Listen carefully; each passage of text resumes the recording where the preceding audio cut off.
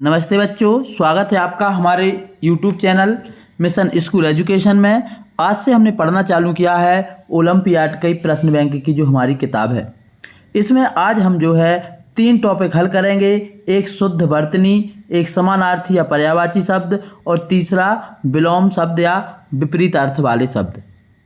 एक किताब 2024-25 की है। अभी आपके यहाँ पर जिनने ओलंपियाड का फॉर्म भरा है, जिन्होंने जो है राष्ट्रीय मेरिट मीन्स परीक्षा का फॉर्म भरा है और अभी NAS नेशनल अचीवमेंट सर्वे की जो परीक्षा होगी उनके लिए सभी को एक काफ़ी महत्वपूर्ण है। तो जितने बच्चे इस वीडियो को देख रहे हैं, वीडियो को लाइक कर लें, हमारे चैनल को सब्सक्राइब कर लें और अपने दोस्तों तक इसको शेयर कर दें। जो शिक्षक साथी इस वीडियो को देख रहे हैं उनसे रिक्वेस्ट है कि ज़्यादा से ज़्यादा मात्रा में यह वीडियो बच्चों तक पहुँचाएँ, ताकि सरकार का जो ओलंपियाड के माध्यम से बच्चों को प्रति जो है कंटेंट और सब्जेक्ट पर पकड़ मजबूत करने का उद्देश्य है वह पूरा हो सके और बच्चे ज़्यादा से ज़्यादा सीख सकें। बढ़ते हैं हम अपने पहले प्रश्न की तरफ। हमारा जो वीडियो है विषय हिंदी का है, आज का पार्ट 1 है। इसमें हम 3 टॉपिक हल करेंगे। प्रश्न संख्या 1 से 28 तक आज हम हल करेंगे। बढ़ते हैं पहले प्रश्न की तरफ। क्या है हमारा पहला प्रश्न? शुरू करते हैं पहले प्रश्न से। हमारा पहला प्रश्न है शुद्ध अशुद्ध वर्तनी। शुद्ध अशुद्ध वर्तनी का मतलब होता है स्पेलिंग। जो हमारी स्पेलिंग लिखी है उसमें से सही स्पेलिंग कौन सी है, गलत कौन सी है, यह जानना। ये कहलाती है शुद्ध अशुद्ध वर्तनी, जिसको हिंदी में हिज्ज बोलते हैं। प्रश्न नंबर 1 है नीचे लिखे शब्दों में सही वर्तनी वाला शब्द है। हमको इसमें बताना है कि सही स्पेलिंग कौन सी लिखी है, ABC या D। तो ऑप्शन नंबर जो C है ये हमारी सही स्पेलिंग है, इसलिए इसका उत्तर होगा ऑप्शन नंबर C, गृहिणी। यहाँ पर गृहिणी शब्द की स्पेलिंग पूछी गई थी, सही स्पेलिंग है गृहिणी। बढ़ते हैं दूसरे प्रश्न पर। हमारा दूसरा प्रश्न है नीचे लिखे शब्दों में सही वर्तनी वाला शब्द है।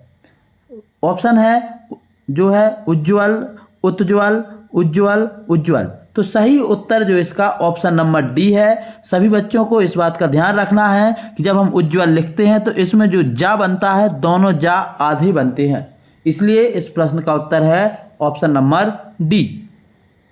बढ़ते हैं अगले प्रश्न की तरफ। हमारा अगला प्रश्न है नीचे लिखे शब्दों में से सही वर्तनी वाला शब्द है।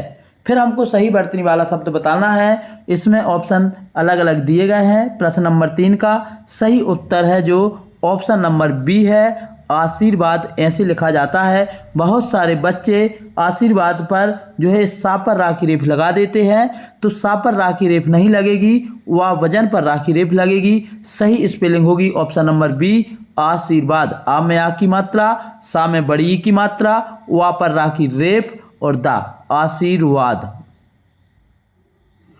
इसलिए इसका उत्तर ऑप्शन नंबर B। हमारा अगला प्रश्न है नीचे लिखे शब्दों में से सही वर्तनी वाला शब्द बताइए।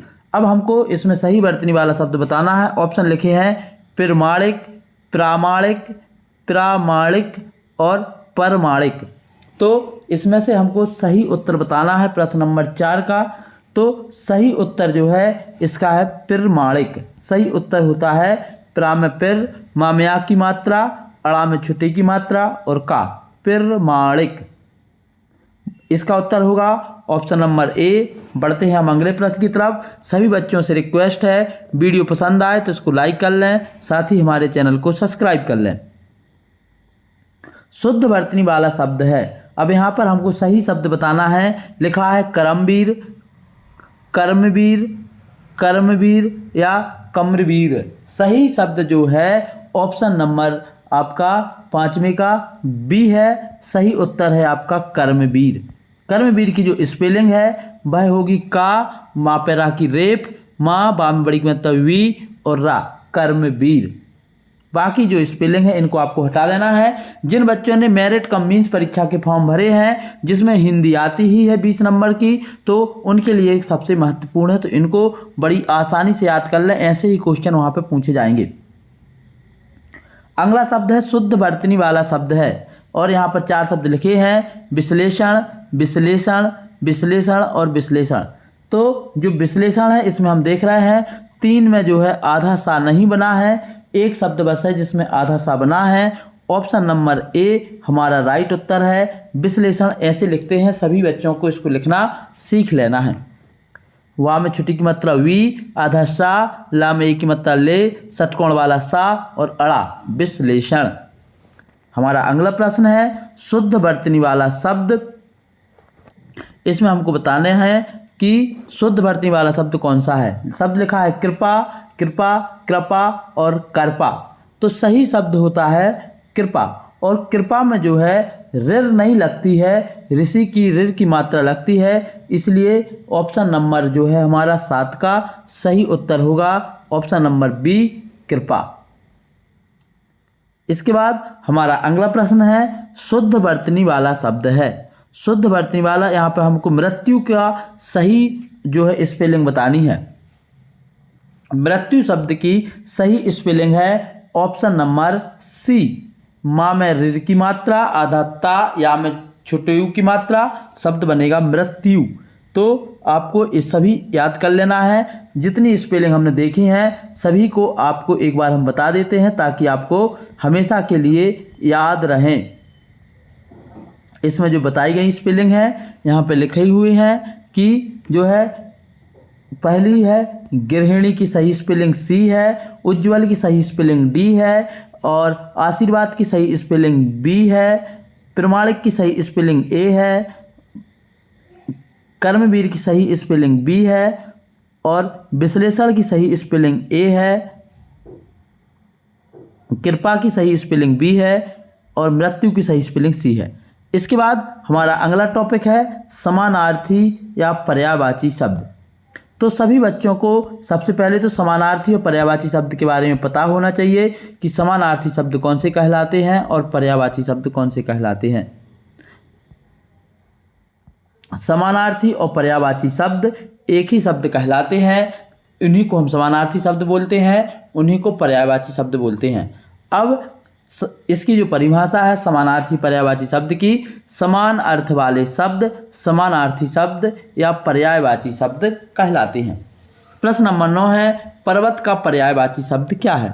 तो आपको बताना है कि पर्वत को और क्या कहते हैं। यहाँ पर ऑप्शन लिखा है अचल, विश्व, भू और तड़ाग। तो पर्वत को जो है अचल कहते हैं, आपको याद कर लेना है। इसके अलावा और भी आपको पर्यायवाची यदि याद करने हैं तो पर्वत के और भी पर्यायवाची होते हैं, जैसे कि गिर और पहाड़। हमने इनको याद रखना है। तो पर्वत का पर्यायवाची हो जाएगा अचल, गिर और पहाड़। भू जो है यह पृथ्वी का है, विश्व जो है वह संसार का है।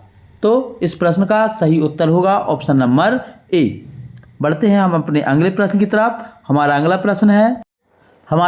प्रश्न है प्रश्न नंबर 10, यामिनी और रजनी के पर्यायवाची हमको बताने हैं। प्रश्न नंबर 10 के यामिनी और रजनी किसे कहते हैं। तो यामिनी और रजनी जो बोलते हैं वह बोलते हैं रात्रि को। ऑप्शन नंबर डी हमारा सही उत्तर है। इसके अलावा यामिनी, रजनी और इस रात्रि, इसके अलावा इसको निशा और रात भी बोलते हैं। तो ये भी आपको याद कर लेना है।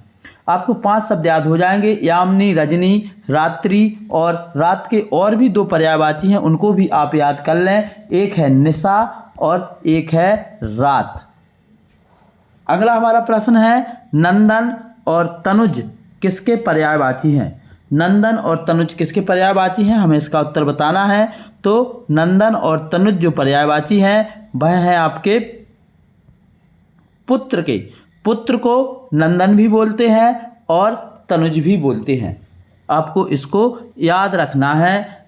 नंदन और तनुज किसके पर्यायवाची हैं, तो पुत्र के हैं। ऑप्शन नंबर डी हमारा राइट उत्तर है। बढ़ते हैं अगले प्रश्न की तरफ। हमारा अगला प्रश्न नंबर 12 है जलद, घन किसके पर्यायवाची हैं। हमको बताना है जलद और घन किसके पर्यायवाची हैं।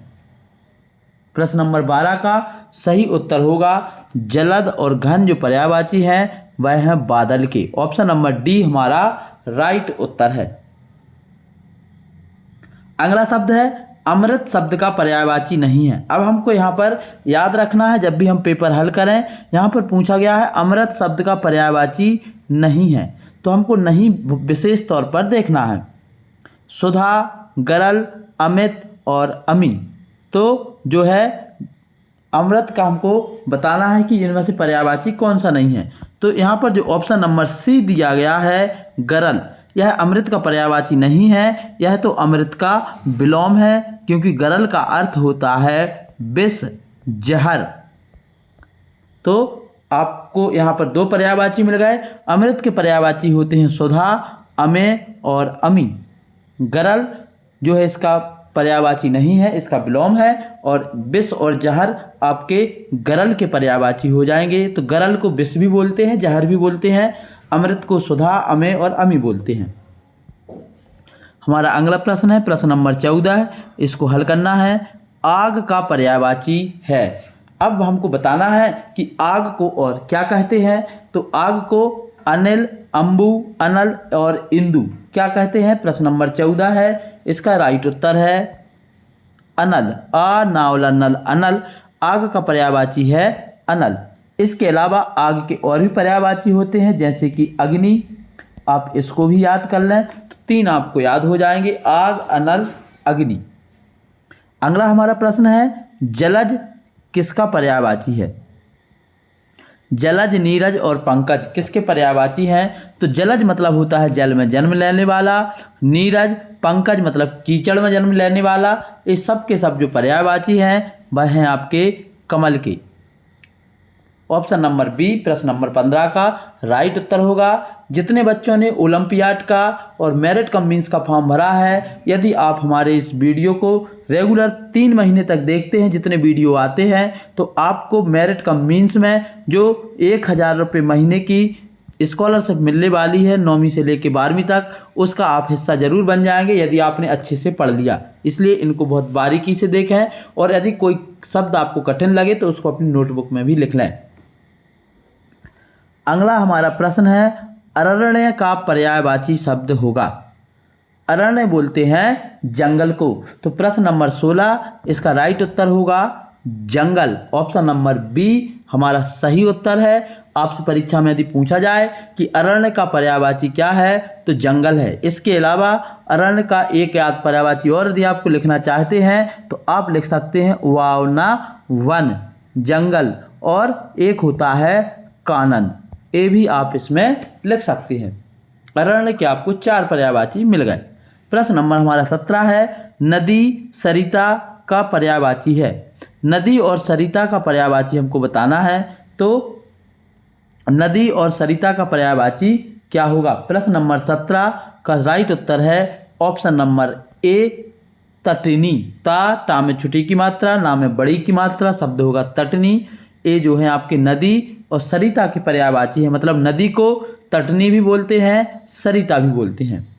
धरा जो यहाँ पर शब्द है, धरा होता है आपका धरती का पर्यायवाची। निशा हमने अभी आपको बताया था रात का पर्यायवाची होता है। हमारा अगला प्रश्न है पुत्र का पर्यायवाची होगा। अभी हम पढ़ के आए हैं पुत्र के पर्यायवाची। प्रश्न नंबर 18 का आपको उत्तर देना है। पुत्र का जो पर्यायवाची है वह होगा आपका ऑप्शन नंबर बी सही उत्तर तनय। अभी हम पुत्र के 2 पर्यायवाची पढ़ के आए थे और एक यहाँ पे आ गया। हमें सब के सब याद हो जाने चाहिए पुत्र के पर्यायवाची। तो पुत्र का एक पर्यायवाची होता है तनय। 2 पहले पढ़ लिए थे, एक यहाँ, सारे के सारे आपको याद हो गए होंगे। और आज के इस वीडियो में इतना ही। आज हमने पढ़े पर्यायवाची शब्द और वर्तनी। कल हम पढ़ेंगे विलोम शब्द और संज्ञा। आज के इस वीडियो में इतना ही। यदि बच्चों आपको वीडियो पसंद आया है तो इसको लाइक कर लें, हमारे चैनल को सब्सक्राइब कर लें। अंत तक वीडियो देखने के लिए सभी बच्चों का बहुत बहुत धन्यवाद। जय हिंद।